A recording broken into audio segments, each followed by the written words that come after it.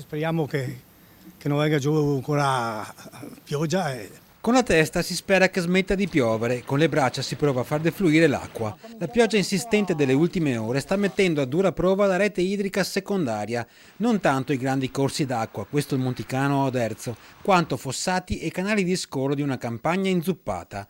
Diverse le strade allagate, solo qui a Oderzo sono finite sott'acqua via Donizetti, via Boarie, la centralissima via Garibaldi dove l'acqua sgorgava dalla rete fognaria, via Anafesto e via Castelletti. No, il fossato quando piove e quando il Monticano è alto, questo è una valvola di sfogo praticamente. Ma oggi come oggi sarà verificato circa 10 anni fa circa, sì. Che, perché non ha funzionato l'idrovoro, penso, per conto mio. Molti gli interventi con autopompe, come in questa scuola, per prosciugare il piazzale.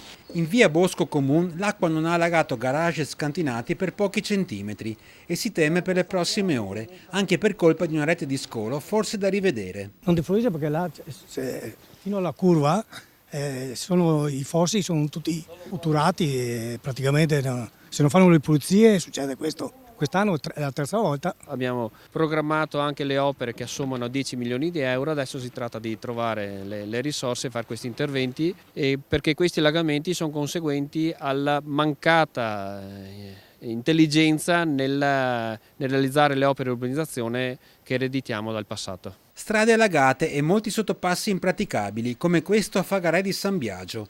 Qualche preoccupazione anche nella frazione di Rovarè, dove il fiume Meuro si è ingrossato fino a uscire dall'argine, allagando via Cannaregio e altri punti, a ridosso di case e condomini. Mentre gli uomini della protezione civile mettono giù sacchi di sabbia, la gente si dice incredula per un fenomeno che non si vedeva da tempo, nemmeno con piogge più intense. Lei è in allerta?